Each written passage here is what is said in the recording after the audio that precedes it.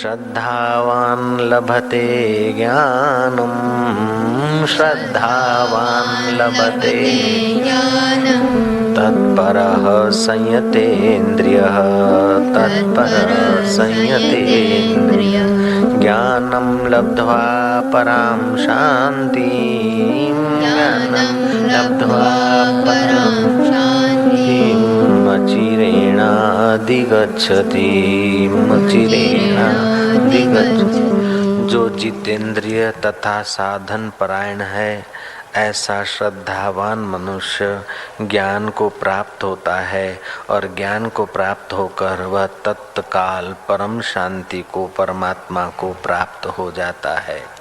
श्रद्धा एक ऐसा बल है, निर्बल का बल है और बलवान का संबल है। श्रद्धा जिसके हृदय में रहती है उसको रसपूर्ण, भावपूर्ण और प्रेमपूर्ण बना देती है। श्रद्धा अयोगी को योगी बना देती है, नास्तिक को आस्तिक बना देती है, अभक्त को भक्त बना देती है और आलसी को पुरुषार्थी बना देती है।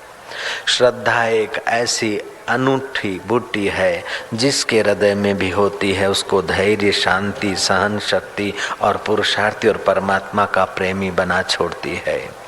श्रद्धा जिसके प्रति करते हो उसका श्रद्धा से लाभ होता हो कि न होता हो वो जाने, लेकिन श्रद्धा जिसके हृदय में रहती है उस हृदय को तो निर्मल बना देती है, पावन बना देती है। श्रद्धा के साथ दो चीजें भगवान और कह रहे हैं, श्रद्धा के साथ तत्परता और इंद्रिय संयम। हमारी भगवान में, संत में, गुरु में, शास्त्र में कितनी श्रद्धा है, जितना हम उनके आदेशों के अनुसार तत्पर होते हैं उतनी ही श्रद्धा माननी चाहिए। श्रद्धा के साथ तत्परता की जरूरत है और तत्परता के साथ थोड़ा संयम भी अनिवार्य शर्त है। श्रद्धालु तो बहुत लोग होंगे, लेकिन तत्परता और संयम जिनके जीवन में आ जाता है वे जीवन की शाम होने के पहले जीवनदाता का अनुभव साक्षात्कार करके परम शांति का अनुभव कर लेते हैं। श्रद्धा वह चीज है। श्रद्धा तो भाई ये आँख है, ये भी तुम श्रद्धा से मानते हो। ये नाक है, ये भी तुम श्रद्धा से मानते हो सुनकर। ये मेरा बाप है, ये भी श्रद्धा से माना हम लोगों ने। ये मेरा मामा है, दादा है, काका है, ये भी श्रद्धा से माना। अरे यहाँ से बद्रीनाथ जाना है तभी भी ड्राइवर पर श्रद्धा करनी पड़ती है, और लंदन जाना है तो पायलट पर श्रद्धा करनी पड़ती है। यहाँ से उठाकर वहाँ धर दे, ऐसे हवाई जहाज चालक जो शराबी होते हैं, कबाबी होते हैं, परिस्त्रीगामी होते हैं, ऐसे लोगों पर भी श्रद्धा रखे बिना यूके नहीं जा सकते, अमेरिका नहीं जा सकते। तो यहाँ से उठाकर परमात्मा में पहुँचा दे, ऐसे शास्त्र और ब्रह्मज्ञानी महापुरुषों में श्रद्धा रखे तो बेड़ा पार ही तो हो जाएगा। चाय बनाने वाले पर भी श्रद्धा रखनी पड़ती है कि जूठा दूध नहीं होगा, मच्छर पड़े हुए नहीं होंगे, रकाबी साफ होगी, किटली सुथरी होगी, तभी लोग चाय पीते हैं। और तो क्या भैया, इंजेक्शन लगाने वाले कंपाउंडर पर भी श्रद्धा होती है कि इंजेक्शन होगा, डिस्टिल वाटर नहीं होगा। हालांकि डिस्टिल वाटर भी कई लोग लगा देते हैं। हजाम पर भी श्रद्धा करनी पड़ती है। अस्त्रा घुमा रहा है, आप अपना पूरा गर्दन दे देते हो, घुमाता रहता, कहीं ऐसा नहीं करेगा, ऐसा समझ के पूरी डोक दे रहे हो। अरे हजामत करानी है तो श्रद्धा हजाम पर रखनी पड़ती है। तो दिल भर से मिलना है तो शास्त्र और शास्त्र का रहस्य जानने वाले महापुरुषों पर श्रद्धा करे तो बेड़ा पार हो जाएगा। पेड़ कहता है कि मैं धरती से क्यों जुड़ा रहूं, क्यों संयम में यहाँ सड़ा रहूं, क्यों धरती से बंधा रहूं, मैं तो उछलूंगा, कूदूंगा, घूमूंगा। तो पेड़ की क्या हालत होगी, उसके फल और फूल सूख जाएंगे, उसके पत्ते और टहनियां बिखर जाएगी।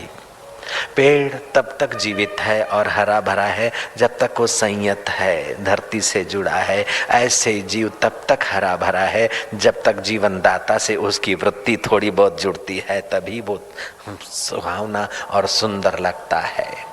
संयम आदमी को परमात्मा से जोड़ता है और भोग आदमी को विकारों से जोड़ते हैं, परमात्मा के सानिध्य से दूर हटाते हैं।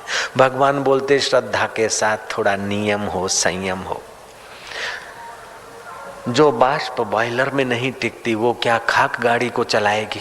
जो बाप संयत है, बाष्प संयत है, वह गाड़ी को चलाती है, और जो नदी किनारों से संयत है वह किनारों के गांवों को हरा भरा करती है और सागर में मिलती है। जो किनारे छोड़कर नदी बहने लग जाए तो गांवों का सत्यानाश कर देगी, खेतों का सत्यानाश कर देगी, और सागर में मिलेगी या कहाँ मिलेगी भगवान जाने। तो सरिता संयम से बहती है दोनों किनारों के बीच, तो सागर से मिलती है। वीणा की तार कसी जाती है तो सुंदर गीत सुनाती है। बाष्प बॉयलर में संयत है तो गाड़ी चलाती है। पेड़ धरती से संयत है तो फल फूल और छाया देता है। ऐसे ही तुम्हारा जीवन थोड़ा संयम से संयत है तो जीवनदाता का रस, ज्ञान और आनंद विशेष प्रकट होता है। संयम की नितांत आवश्यकता है। श्रद्धा केवल भगवान बता रहे हैं ऐसी बात नहीं है, वेद भगवान ने भी कहा है। अष्टावक्र मुनि ने भी श्रद्धा की महिमा गाई है। अष्टावक्र जनक को कहते हैं श्रद्धस्व तात श्रद्धस्व, तू श्रद्धा कर। ज्ञान के मार्ग में भी श्रद्धा चाहिए, भक्ति के मार्ग में भी श्रद्धा चाहिए, कर्म के मार्ग में भी श्रद्धा चाहिए, और संसार के कमाणी करने के धंधे रोजगार में भी श्रद्धा चाहिए। अपने पर श्रद्धा, शास्त्र पर श्रद्धा और आत्म साक्षात्कारी महापुरुष संतों के वचनों पर श्रद्धा जीवन में चार चांद लगा देती है और जीवन निर्भर कर देती है। श्रद्धावान लभते ज्ञानम तत्परः संयते इंद्रियः।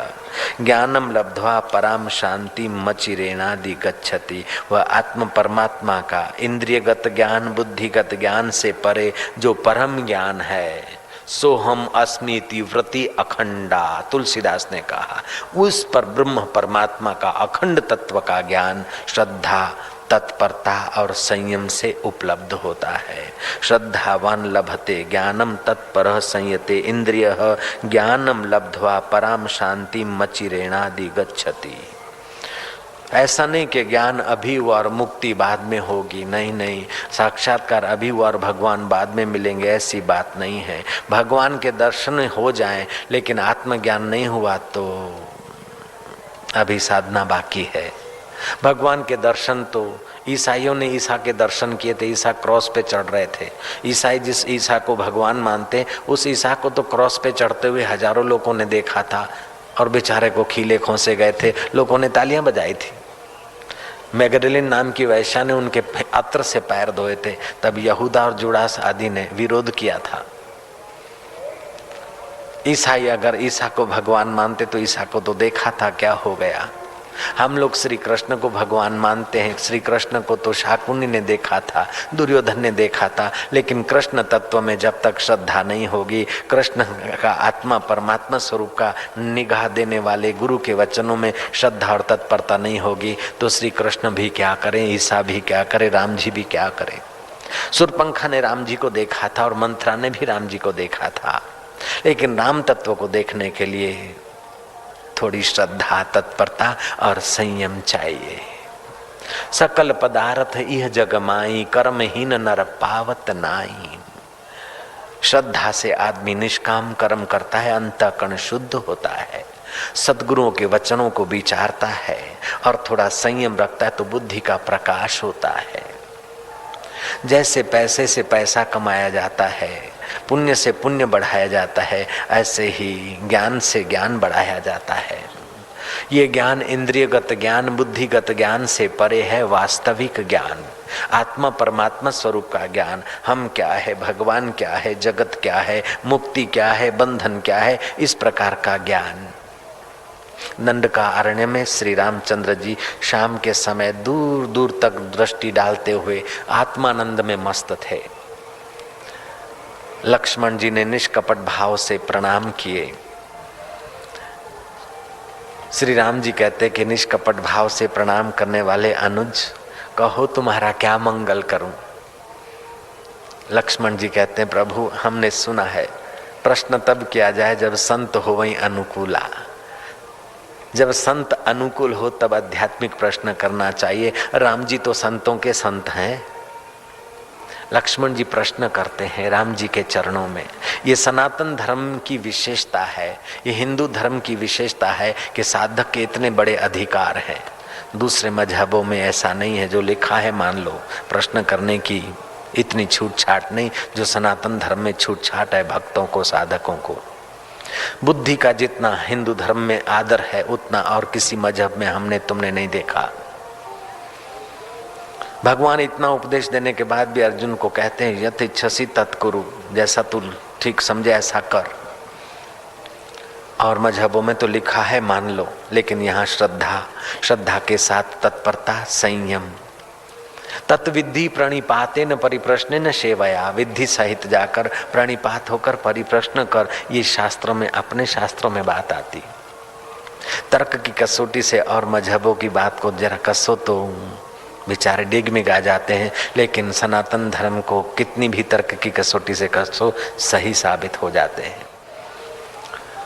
सामवेद में आया है प्रातः श्रद्धा आवाहमी हम, प्रातः काल श्रद्धा देवी हम तेरा आवाहन करते हैं।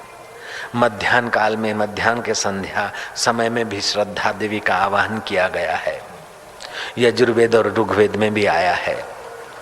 हम श्रद्धा से अश्रद्धा को निवृत्त करेंगे, दान से लोभ को निवृत्त करेंगे, निरभिमानिता से अहंकार को दूर करेंगे और तत्परता से आलस्य और प्रमाद को दूर करेंगे। श्रद्धा बल भी है, संबल भी है।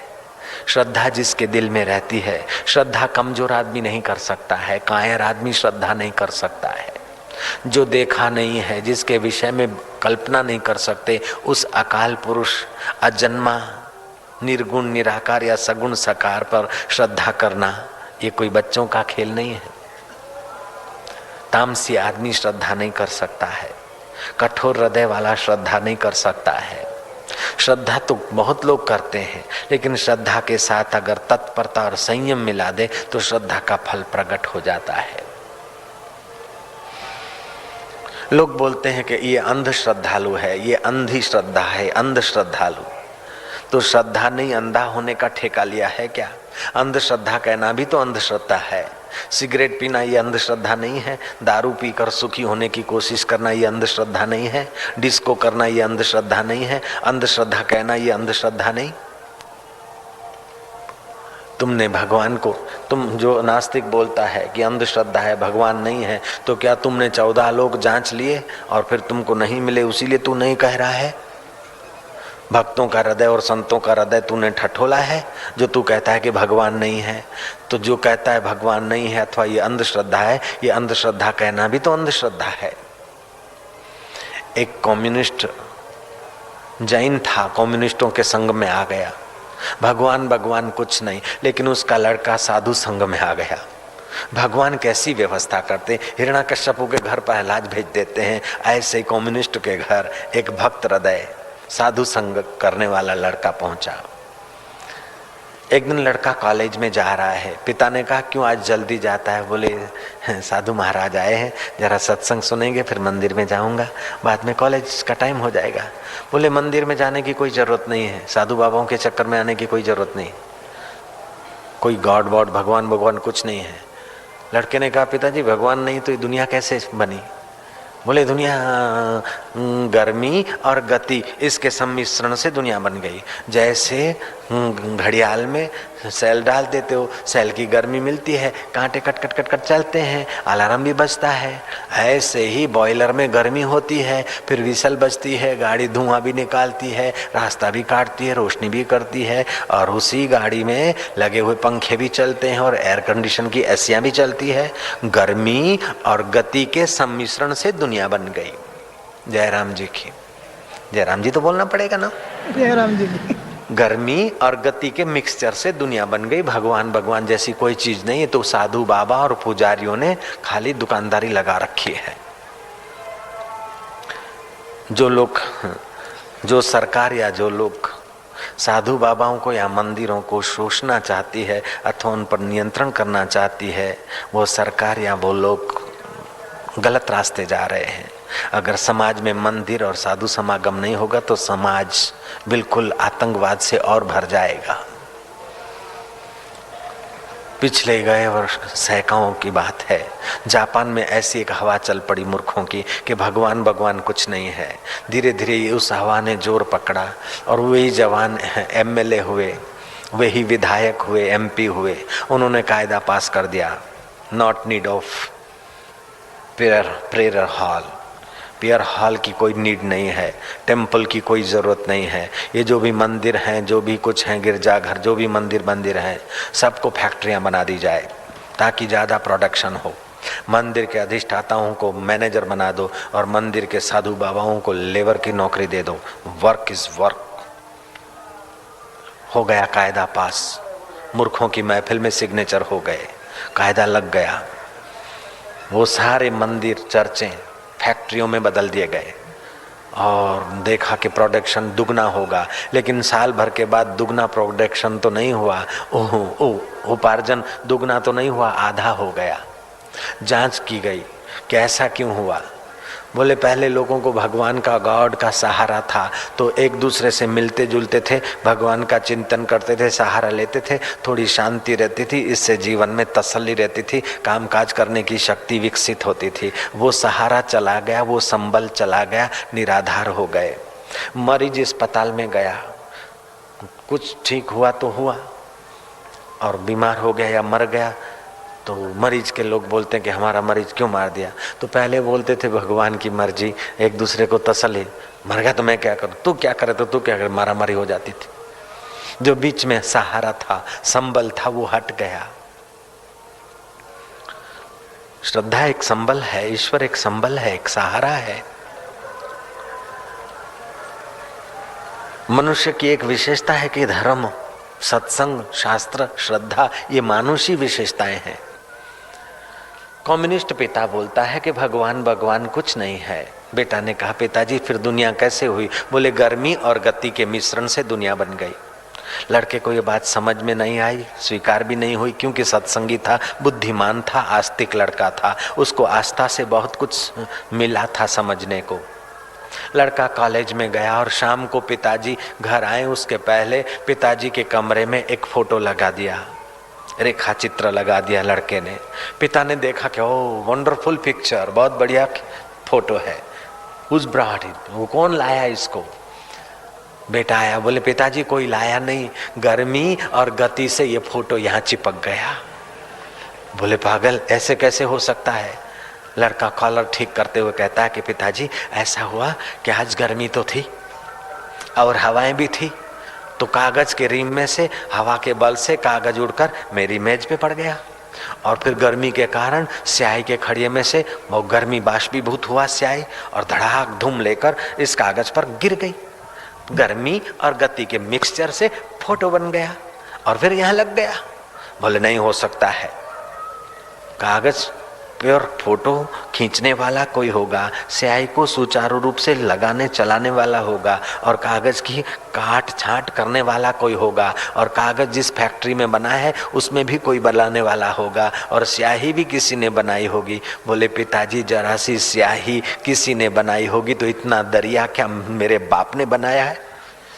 जयराम जी की ये भी तो किसी परमात्मा की बनावट है।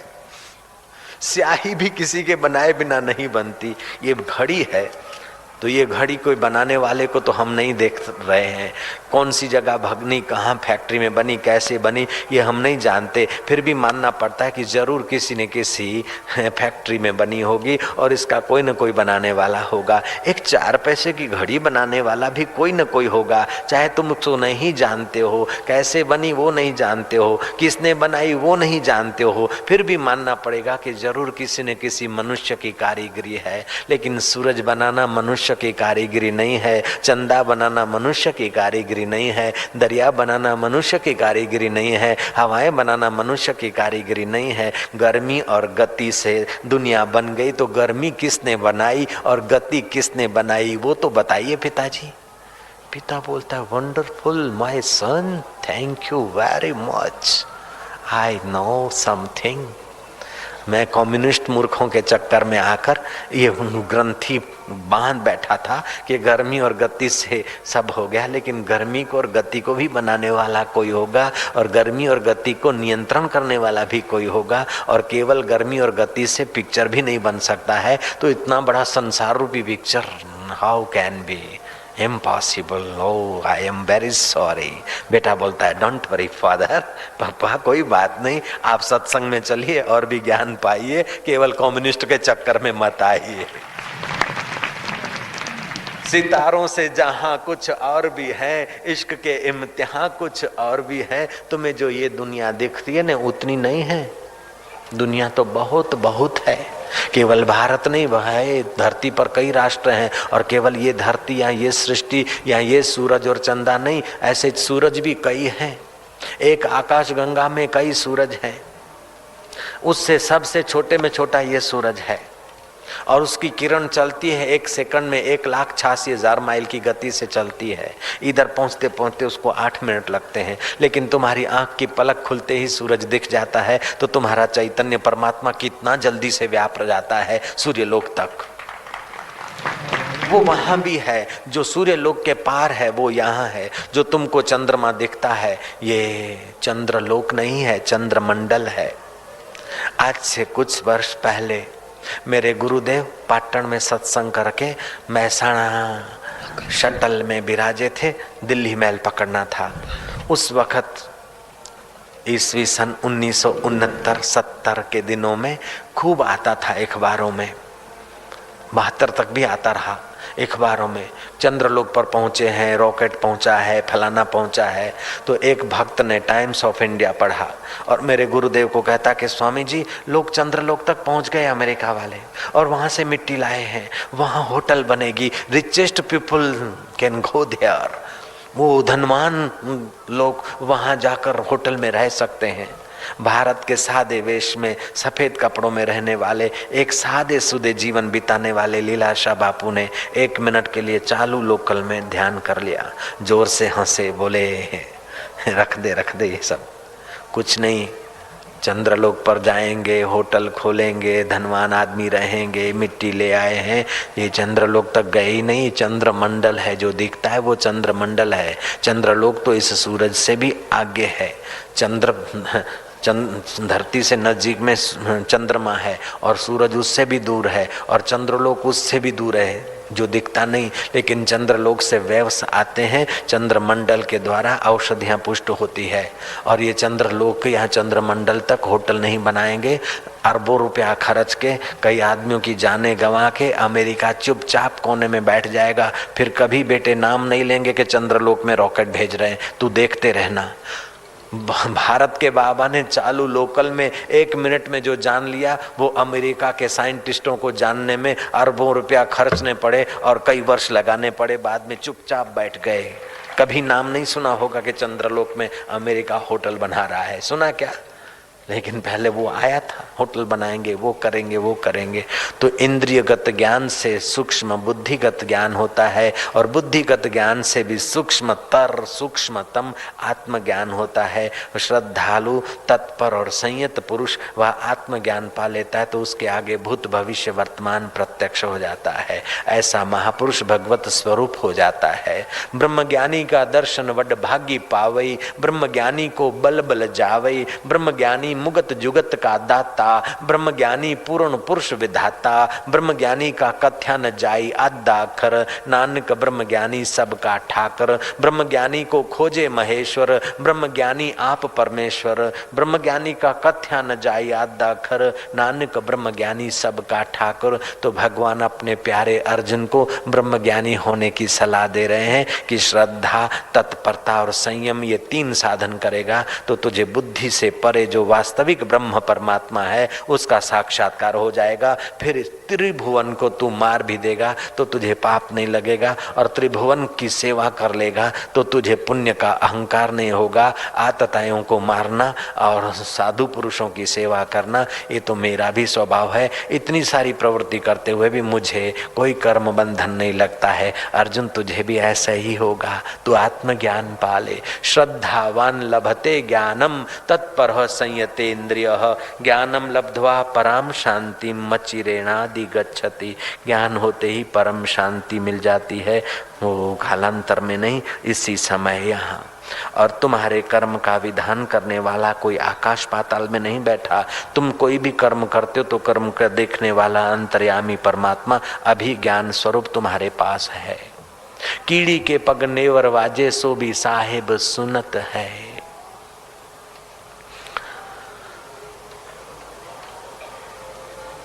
मुगला डाकू का नाम सुनकर लोग, हरियाणा के लोग कांपते थे।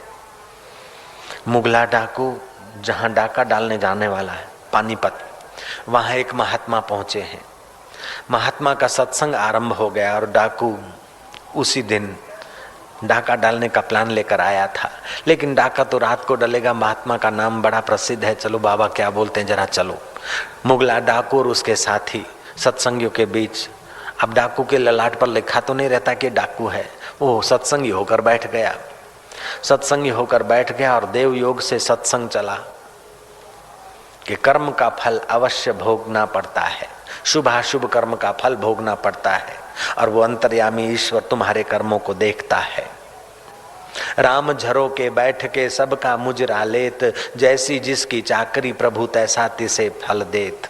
तुम अच्छा काम करते हो तो देवता तुम्हारा हाथ पकड़ के स्वर्ग में उठाकर नहीं ले जाता है, और बुरा काम करते तो दैत्य तुम्हारा गला दबोच कर नरक में नहीं ले जाता है। लेकिन वो कर्म का फल देने वाला ईश्वर, अच्छा काम करते तो तुम्हें शांति, आनंद और बुद्धि को सत्प्रेरणा देकर तुम्हारा भविष्य उज्जवल करता है, और बुरा काम करते हो तो बुद्धि के ऐसे उल्टे निर्णय कराकर तुम्हारी धुलाई करा देता है, कर्मों की धुलाई करा देता है, मुसीबतों के चक्कर में डालकर तुम्हें स्वच्छ कर देता है। कर्म का फल भोगना ही पड़ता है। भीष्म पितामह बाणों की सैया पे सोए हैं। कृष्ण से पूछते, मैंने 72 जन्म तक ऐसा कोई कर्म नहीं किया जो बाणों की सैया पर सोना पड़े। कृष्ण ने कहा कि एक कदम और पीछे जाना था ना। 73वें जन्म में तुमने आंकड़े पर जो जंतु होता है मकड़, उसको तुमने बावल के खोस सूल खोसे थे, वही 73 जन्मों के बाद आपको कर्म का फल मिल रहा है। एक गांव के बाहर कोई पेड़ था, किसी ने काट दिया, ठूंठ पड़ा था। 1-2 साल से वो ठूंठ दिख रहा था रास्ते में, कच्चा रास्ता देहाती। गाय को खुजली हुई, खुजलाहट मिटाने के लिए गाय ने जरा घसा अपने शरीर को, गाय को जरा अच्छा लगने लगा और ज़्यादा थोड़ा खुजलाहट की तो गाय के पेट में उस ठूंठ का फाचर घुस गया। गाय बेचारी पीड़ित हुई और कुछ दिनों में मर गई। बारिश के दिन आए और वो ठूंठा पनपा और उसकी डालियां शाखाएं निकली और देखते ही देखते वो वृक्ष के रूप में लहलाने लगा। जानकार लोगों ने, गांव के अंदर एक बाबा जी का छोटा मोटा डेरा था गांव के पास में, बाबा जी को कहा कि बाबा जी तो घोर कलयुग है, गाय की हत्या करने के बाद ठूंठा फला फूला है। ऐसे तो 2 साल से हम उसको ऐसे ही देखते थे, लेकिन इस साल गर्मियों में गाय ने खुजलाहट मिटाने के लिए घिसा तो इसी ठूंठे का फाचर गाय के पेट में गया और गाय की हिंसा की उस अभागे ने, और बाद में ये पनपा है। महाराज कसाई के वहाँ कुशलता और धर्मात्मा के वहाँ धाड़, ये तो घोर कलयुग के दर्शन हो रहे। महात्मा गालों में मुस्कुराए, बोले धीरज रखो, देखना 2-4 साल में क्या होता है इसका। महाराज 1 साल में तो पनपा, बड़ा हुआ, 2 साल हुआ, 3 साल हुआ। गर्मियों के दिनों में एक जोर से हवाएं चली, धड़ाक धूम जड़ सहित वो पेड़ जमींदोज हो गया। महात्मा ने कहा क्यों, कैसे?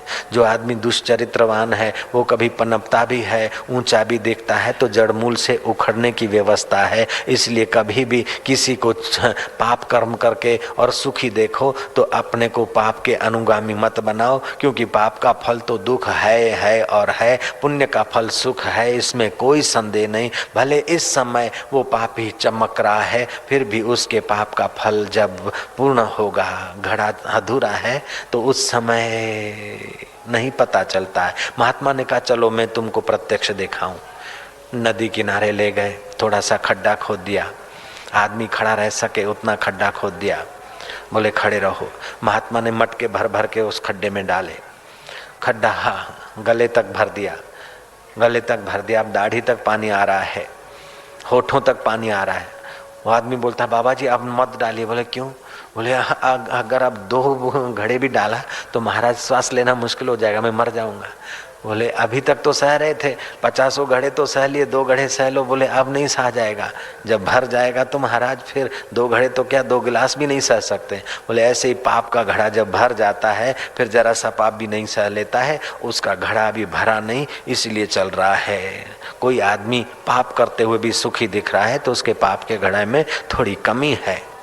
पाप का फल सुख नहीं है, सुख अगले पुण्य बल का है। अभी जो दिख रहा है वो पाप करता है सुखी होता है, वो केवल हमारी नासमझी है। महात्मा ने अलग अलग दृष्टांत दिए और मुगला डाकू के रोमांच होने लगे। अवश्य कर्म का फल भोगना पड़ता है, शुभाशुभ। कथा पूरी हो गई, महात्मा अपना आराम करने चले गए, लोग बिखर गए। 1 आध घंटे के बाद मुगला डाकू पानीपत के उस महात्मा के निवास में दरवाजे पे खटखटाता है। बाबा ने कहा कौन है भाई इस रात को? बोले महाराज मैं मुगला डाकू हूँ। बाबा तो निर्भीक होते हैं, संत हैं, अपरिग्रही संत, उनके पास क्या? बोले भाई मेरे पास कुछ भी नहीं, तू समिति वालों के पास जा, उनके पास कुछ होगा कलेक्शन, जो भी कुछ होगा समिति वालों के पास होगा, मेरे पास नहीं रहता है, मेरा तो पेट्रोल भी ड्राइवर भरवाता है। जयराम जी की, मैं अपना कुछ झंझट नहीं रखता हूँ, जैसे वो महात्मा नहीं रखते थे ऐसे आश्रम भी नहीं रखता। जयराम जी की। मेरी जेब देखोगे ना तो एक चवन्नी भी नहीं मिलेगी, बैग देखोगे तभी भी ऐसा। मेरी कुंजी भी मेरे पास नहीं, लेकिन जिसके पास सबकी कुंजियां रहती है उसकी कुंजी कभी कभी मेरे पास भी आती है। जयराम जी। नारायण नारायण बोलो ना, तुम कंजूसी क्यों करती?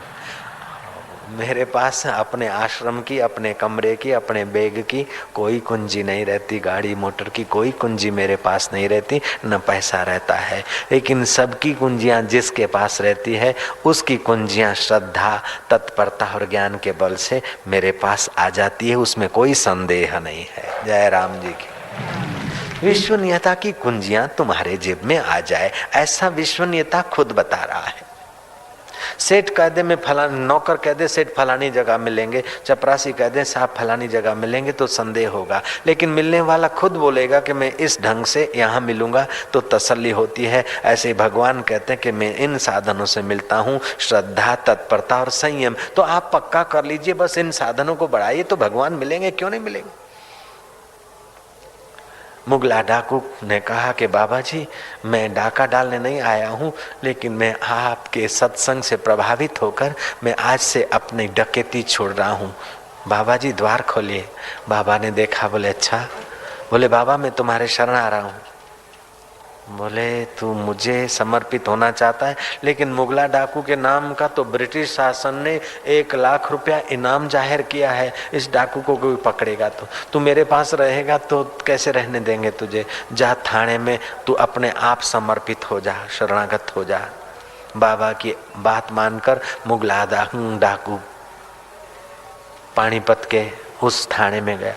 रात्रि का समय, संतरी कहता कौन हो? उसने कहा मैं मुगला डाकू। मुगला डाकू, ठहरो ठहरो, क्या चाहिए, क्यों आए? मुगला डाकू क्यों आए? बोले मैं समर्पित होने, यहीं खड़े रहो, मैं थानेदार साहब से पूछ के आता हूँ। वो गया संतरी बंदूक संभालता हुआ, कांपता हुआ। ओ साहब मुगला डाकू आया। क्यों आया है? बोले समर्पित होने को आया। उसको बोलो इधर नहीं इधर नहीं इधर नहीं इधर नहीं, ओ करनाल में चले जाओ, डीएसपी साहब के महान क्वार्टर होता है, इधर नहीं। उनको बोलो जाओ जाओ जाओ। ऐसा उसकी धाक थी। जयराम जी तो बोलना पड़ेगा। सत्संग कैसा, श्रद्धा कैसा आदमी को बदल देती है, ज्ञान कैसा आदमी को ऊंचा उठा देता है। मुगला डाकू रात भर पैदल चला है, करनाल पहुंचा है। डीएसपी के आगे पूरी अपनी राम कहानी सुनाई है। डीएसपी बोलता है धन्यवाद, उस साधु बाबा के चरणों में मेरा नमस्कार। जो काम पुलिस और सरकार और ब्रिटिश का बाप नहीं कर सका, वो काम साधु के 2 वचन कर गए, उन साधुओं को मेरा प्रणाम है। सत्संग ज्ञान नहीं देता है। 1000 सिपाही जो नियंत्रण नहीं कर सकते, वो साधु की वाणी नियंत्रण कर देती है। तो साधुओं के मंदिर और पुजारियों की आय, पुजारी को 6 रुपया माहवारा, ये तो कोई पागलपन है और कुछ है। और वो भी धक्के मुक्की ऑफिसों में खा के फिर पुजारी को मिले उसमें थोड़ा सुधार बधार होना ही चाहिए। जयराम जी की कहने का तात्पर्य है कि वो डीएसपी के पास गया, डीएसपी का मन बदल गया। बोले मैं तेरे को अपने शरण क्या लेने वाला हूँ, चलो अपने राज्यपाल के पास जाए, गवर्नर साहब के पास चलते हैं। मुगला डाकू, डीएसपी का ड्राइवर, कांस्टेबल और दूसरा एक पुलिस अफसर सब मिलकर गए मुगला डाकू के साथ राज्यपाल के पास। राज्यपाल के आगे मुगला डाकू ने संत महिमा, संत सत्संग का प्रभाव बताते हुए कहा कि मेरा हृदय बदल गया। मैं अपने आप साधु बाबा के चरणों में गया। साधु बाबा ने कहा कि सरकार ने तेरे को पकड़ने के लिए लाख रुपए की घोषणा की, बेटा जा तो थाने में शरणागत हो जा। पहले थाने और संतरी और थानेदार ने तो करते हुए मेरे को रवाना कर दिया, लेकिन डीएसपी आपके पास लाया है। गवर्नर कहते हैं कि उस बाबा का नाम तो मैंने भी सुना है, उसके पुस्तक मैंने भी पढ़े हैं, मैंने मन ही मन उनको गुरु माना है। ये गवर्नर पद का टाइटल है कि आम जनता में हम बैठकर धर्म लाभ नहीं कर सकते, ये हमारे दुर्भाग्य है। फिर भी उस बाबा को मेरा प्रणाम है। जब तुम बाबा को गुरु मानते हो, मैं भी गुरु मानता हूँ, तो तू मेरा गुरु भाई हो गया। तेरे को मैं जेल में क्यों भेजूंगा? तू श्रेष्ठ नागरिक होके यार दिखा, तू मेरा गुरु भाई है। हमने तेरे सारे गुनाह माफ कर दिए। गवर्नर को प्रांतीय गुनाहगार के गुनाह माफ करने की शक्ति होती है, पावर्स होते हैं। मुगला डाकू का जिंदगी बदल गया। श्रद्धा, सत्संग, तत्परता। जिस महात्मा के जीवन में श्रद्धा है, तत्परता है, संयम है, उस महात्मा की वाणी डाकुओं को बदल देती है, अभक्तों को भक्त बना देती है, नास्तिक को आस्तिक बना देती है, अश्रद्धालु को श्रद्धावान बना देती है, अकर्मियों को कर्मवान बना देती है, और निष्प्रयोजन कर्म करने वाले को भी संत की वाणी सप्रयोजन कर्म करने की प्रेरणा दे देती है। वे लोग सचमुच में धनभागी है जिनको सत्संग में रुचि है। अपने आप तप करना, जप करना, व्रत करना ये सब ठीक है, लेकिन सत्संग के बिना अंतःकरण बाधित नहीं होगा। सत्संग के बिना दोष निवृत्ति के सरल उपाय नहीं मिलेंगे।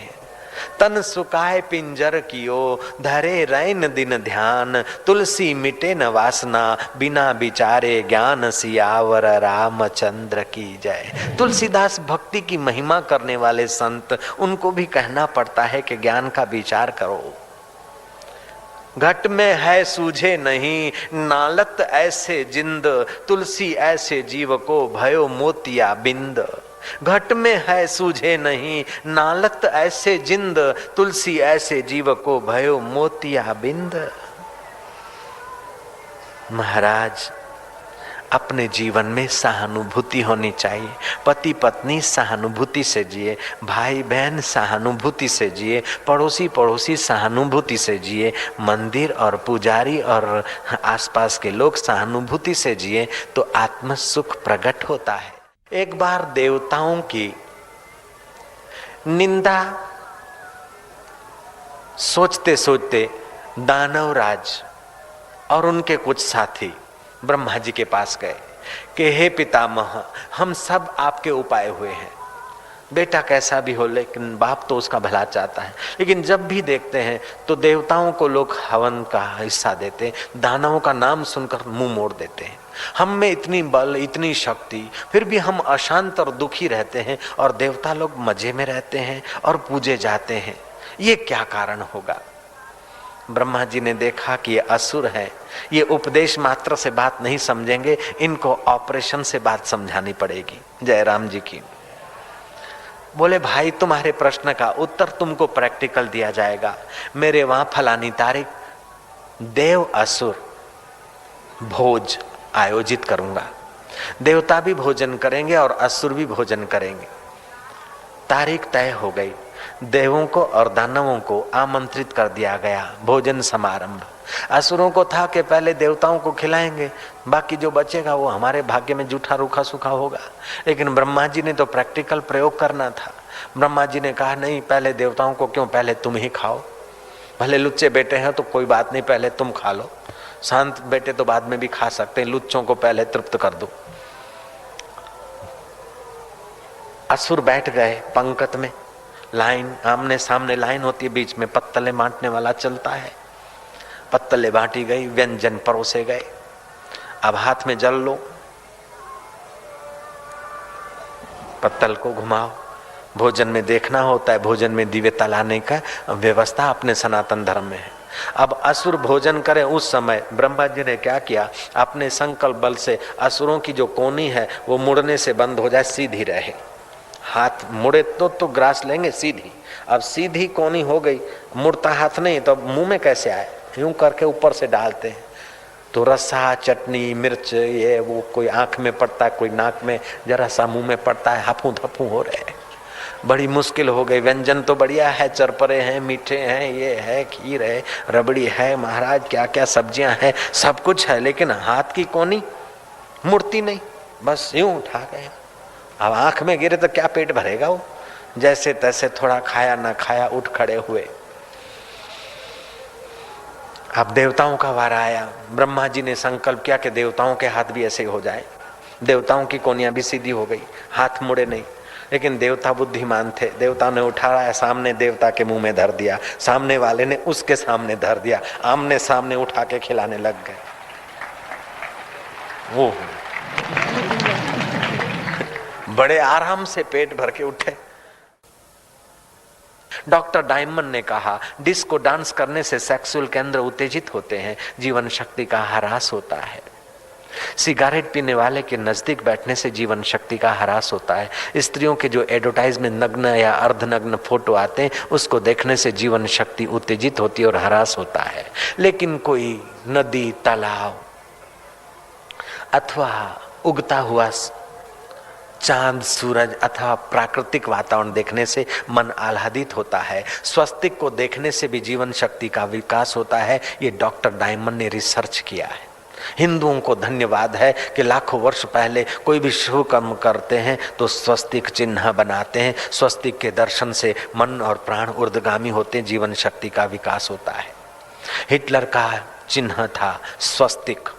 यहूदियों को हिटलर ने जेल में डाला था।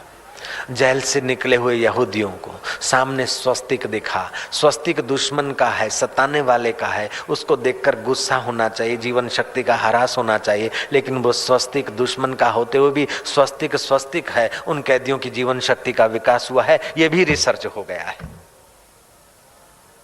हम लोगों को जो सहज में उपलब्धियां मिली है, श्रद्धा और तत्परता और संयम से जीने वाले ऋषियों ने जो खोजें की है, स्वस्तिक की, शंख की, आरती की, दंडवत की, सिंहस्थ की, तीर्थों की, माता पिता का आदर करने की, ये जो रिसर्च है हमारे सनातन धर्म के ऋषियों की, वो सचमुच में हमारे शरीर को तंदुरुस्त, मन को प्रफुल्लित और बुद्धि को बुद्धिदाता के साथ मिलाने के लिए बहुत बढ़िया व्यवस्था है, बहुत सुंदर व्यवस्था है। परदेश में लोग जाते हैं सैटरडे मनाने को, संडे मनाने को, क्या करते, मुर्गियां काटते, दारू पीते हैं और आपस में काम विकार करके एक दूसरे का सत्यानाश करते हैं। और अपने देश में लोग जाते हैं, सिंहस्थ में जाते हैं, गोदावरी किनारे जाते, गंगा किनारे जाते हैं। चाहे गोदावरी का किनारा हो, चाहे शिप्रा का किनारा हो, चाहे गंगा का किनारा हो या यमुना का किनारा हो, लेकिन है तो जन्म मरण का किनारा ही। परमात्मा के साक्षात्कार का ही तो रास्ता ले रहे हैं। कोई सीताराम कहेगा तो कोई राधे श्याम कहेगा, कोई हरिओम कहेगा तो ओम गुरु कहेगा, तो कोई नमः शिवाय कहेगा, लेकिन सब नाम उसी के तो ले रहा है। बोलो तुम मिट जाए गम सुबह शाम, हरे कृष्ण हरे राम, जख मार के खिचड़ी खानी पड़ती शांति के लिए। जय राम जी की। रकार और मकार, जब राम राम बोलते हो, रकार से अग्नि तत्व और मकार से चंद्र तत्व का तुम्हारे अंतःकरण में विकास होता है। जैसे सूरज और चंदा से तुम्हारा अनाज पकता है, उसमें रस भरता है, स्वाद आता है और स्थूल शरीर की जीवन यात्रा चलती है, ऐसे राम नाम का उच्चारण करने से सूक्ष्म शरीर में सूर्य तत्व और अग्नि तत्व का विकास होता है। आपका मनोबल और बुद्धि बल बढ़ता है, भाव बल बढ़ता है। ओमकार का जप करने से नाभि केंद्र के नीचे मूलाधार केंद्र है, उसमें एक वाइब्रेशन खड़े होते हैं। हरिओम जोड़ दो तो पाप हर लेता है। 7 बार हरिओम का जप करने के बाद मूलाधार केंद्र में आध्यात्मिक वेव्स, आध्यात्मिक तरंग पैदा होते हैं जो हताशा निराशा को दूर कर देते हैं, यहाँ तक कि रोग के कीटाणु को मार भगाते हैं। ये व्यवस्था तुम्हारे सनातन धर्म की है। डॉक्टर डायमंड ने रिसर्च करते हुए घोषणा की है कि सिंथेटिक कपड़े पहनने से जीवन शक्ति का ह्रास होता है, लेकिन शुद्ध सूती अथवा ऊनी कपड़े पहनने से जीवन शक्ति की रक्षा होती है। शक्कर आदि अधिक खाने से जीवन शक्ति नष्ट होती है, लेकिन शहद शुद्ध मिले तो जीवन शक्ति नष्ट नहीं होती। शक्कर की अपेक्षा गुड़ ठीक है आरोग्यता के लिए। खुली हवाओं में सुबह घूमना हितकर है, और यही कारण होगा कि भारत के देवी देवताओं के पीछे प्राकृतिक सौंदर्य दिखाया गया है, अथवा देवी देवताओं के पीछे सूर्य मंडल की कल्पना की गई है। ये देवी देवताओं के दर्शन के साथ साथ दर्शक का मन और प्राण ऊर्ध्वगामी हो, ऐसी व्यवस्था है। आचार्य विनोबा भावे को पेट का अल्सर हुआ था। डॉक्टर आए, बड़े ऊंचे ऊंचे डॉक्टर। उन्होंने विनोबा से पूछा सुबह से रात तक क्या क्या खाते हो। सारा गिनकर उन्होंने बताया कि तुम सुबह से रात तक कुल मिलाकर 1200 कैलोरी खाते हो। तुम्हारे शरीर को 2200 कैलोरी की जरूरत है, इसलिए आप पद यात्रा बंद कीजिए। विनोबा ने कहा पेट में तकलीफ है, पैर तो मेरे ठीक है, पद यात्रा करूंगा तो गरीबों की सेवा होगा, पद यात्रा बंद कर दूं? ये कैसे? मेरे पैर ठीक हैं डॉक्टर, मेरे पेट में अल्सर है, पैर में नहीं है। डॉक्टर ने कहा अच्छा तो फिर आप जो खुराक लेते हैं उसमें 1200 कैलोरी है महाराज, और आपको खाने में 2200 कैलोरी चाहिए, जितना हाइट है और जितना परिश्रम करते हो। विनोबा ने कहा कि भाई 1200 कैलोरी खाता हूँ ये तो तुमने नोट कर ली, लेकिन खुली हवाओं में घूमता हूँ, खुले कपड़े पहनता हूँ, और सुबह 7-8 बजे के पहले पहले सूरज के ताजे किरण खाता हूँ, उसमें भी तो कैलोरी और डी विटामिन मिलता है, ये भी तो हिसाब लगाना यार।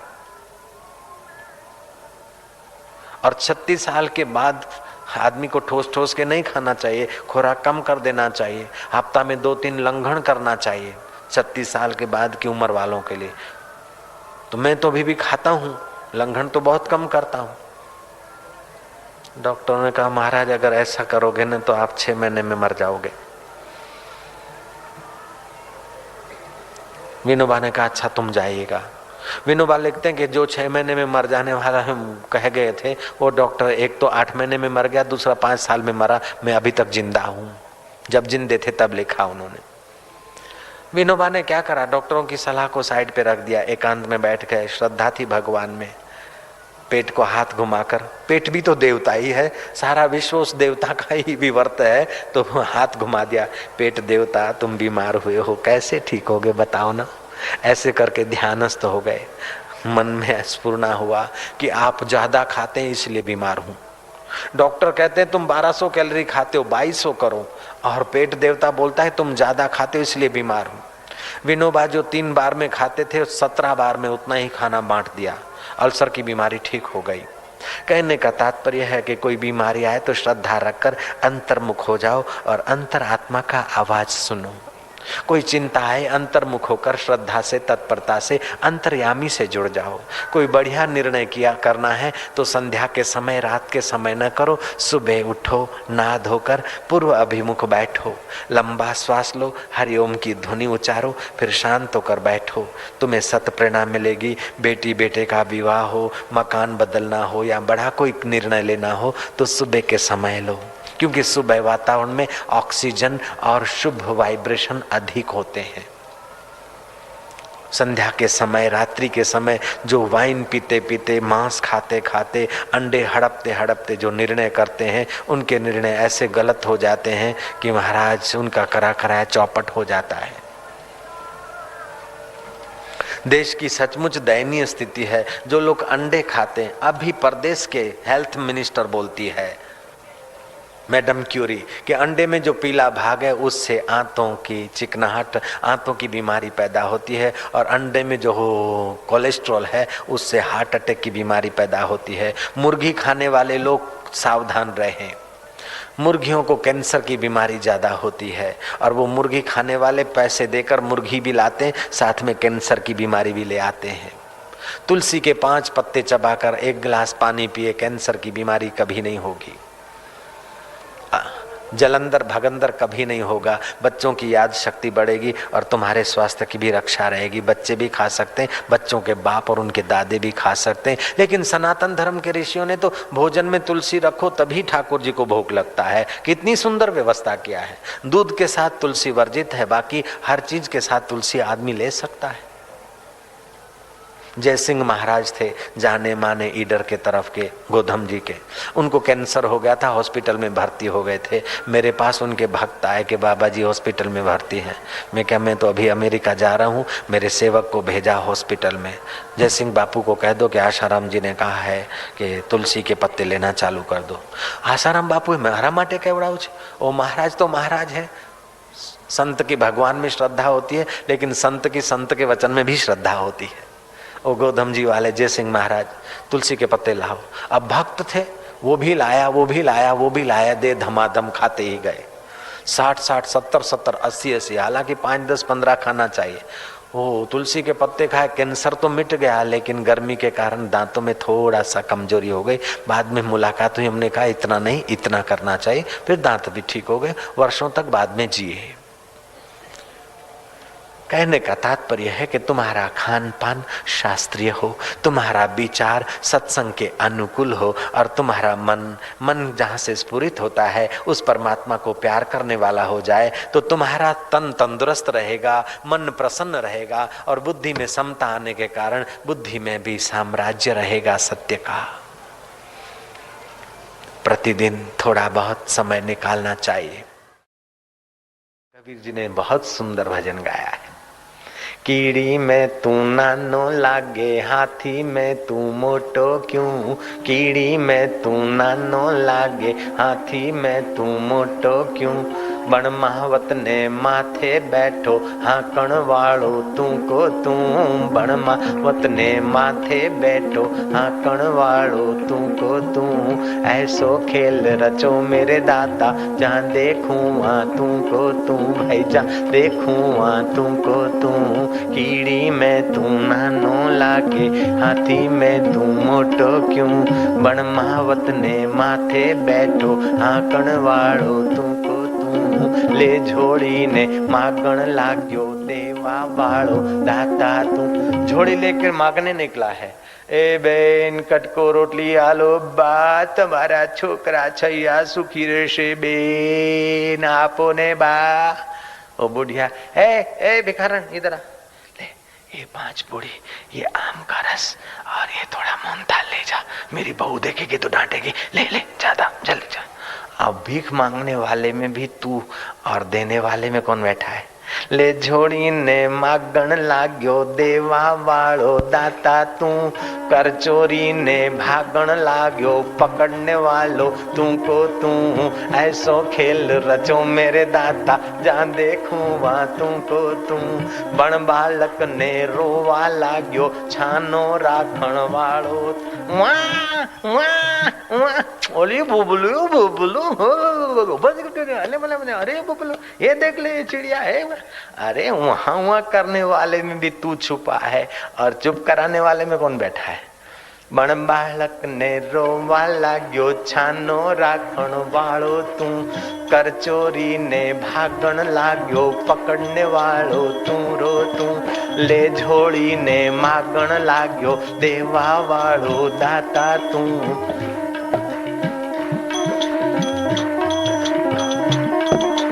कीड़ी में तू नानो लागे, हाथी में तू मोटो क्यों। बण महावत ने माथे बैठो, हाकण वालो तू रो तू।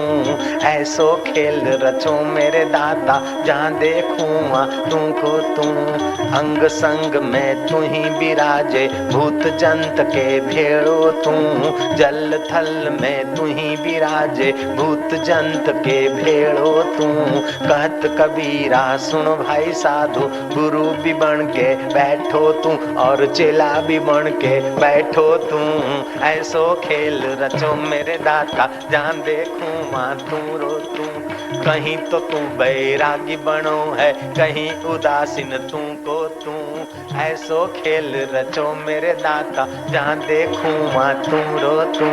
कीड़ी में तू नानो लागे माथी में तू मोटो क्यों। बण महावत ने माथे बैठो हाँ कण वालो तू रो तू। ऐसो खेल रचो मेरे दाता जहाँ देखूं मां तू रो थी।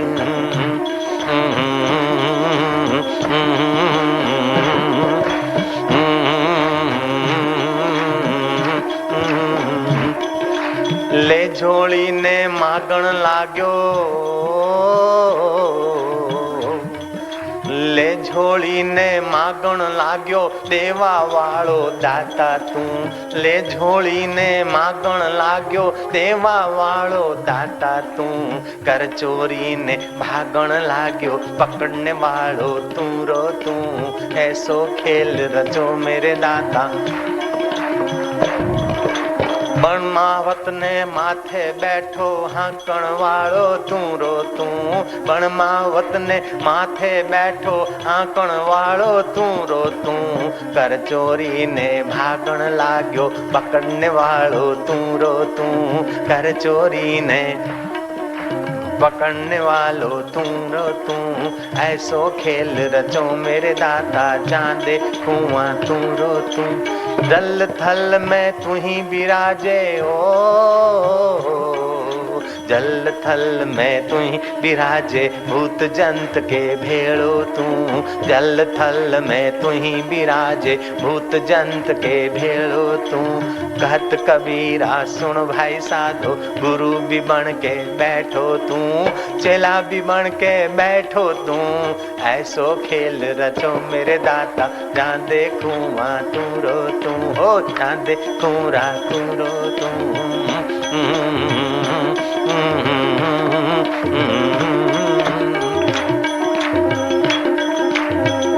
ओम तू ही तू।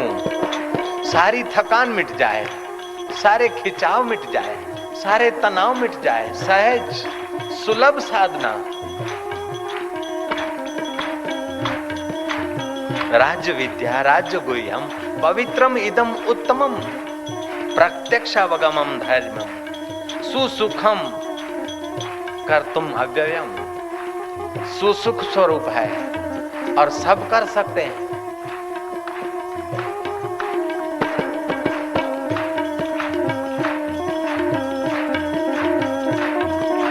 ले झोली ने मागण लाग्यो देवा वालो दाता तू। ले झोली ने मागण लाग्यो देवा वालो दाता तू।